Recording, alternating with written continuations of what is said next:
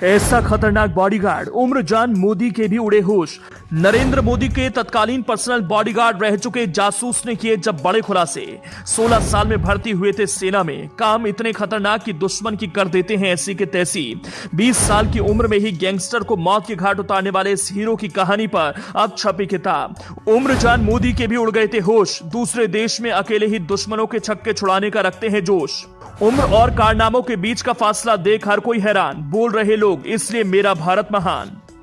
Army को लेकर तो हमारे देश में फिल्में बनती रहती हैं, जिससे कि उनके संघर्ष से कहीं ना कहीं आम जनता जानती और समझती है, लेकिन अपने देश के जासूसों को लेकर कम ही फिल्म बनती हैं और रिलीज होती हैं। ऐसे में हम और आप उनके संघर्ष को लेकर वाकिफ ही नहीं हो पाते, जबकि उनका रोल और संघर्ष असल जिंदगी में सबसे ज्यादा है।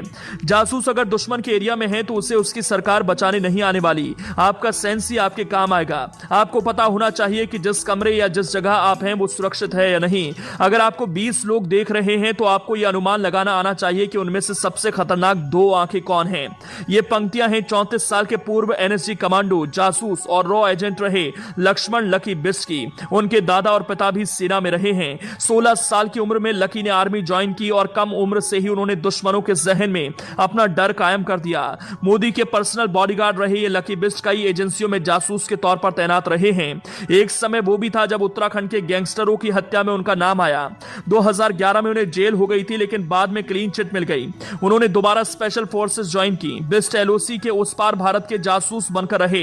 एक इंटरव्यू में उन्होंने बताया, जब आप अपने देश में होते हैं तो पता होता है कि जरूरत पड़ने पर आपके पास मिनटों में सेना, एयरफोर्स और बैकअप आ जाएगा, लेकिन एक बार आप दूसरी तरफ जासूस या स्पेशल एजेंट बनकर पहुंच जाते हैं तो आप बिल्कुल अकेले होते हैं। आपको जरूरत भी होगी तो कोई बचाने नहीं आएगा।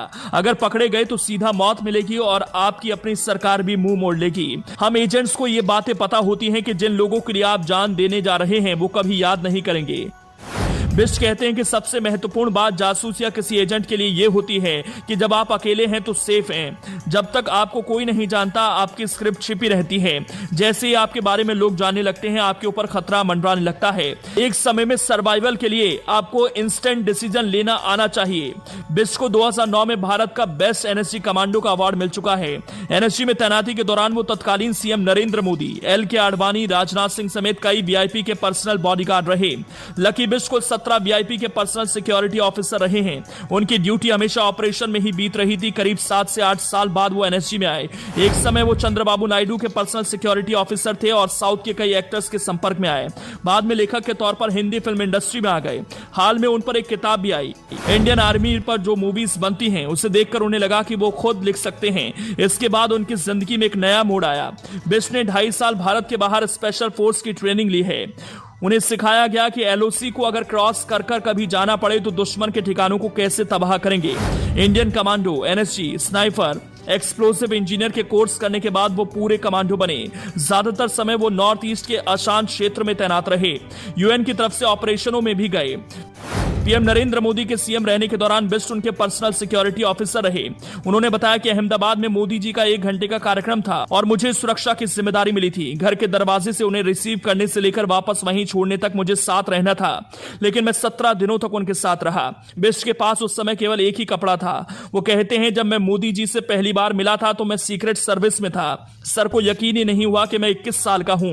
मैं पिथौरागढ़ से हूं और हम पहाड़ी हमेशा यंग दिखते हैं। मेरे दादाजी 1971 की लड़ाई में शहीद हुए थे।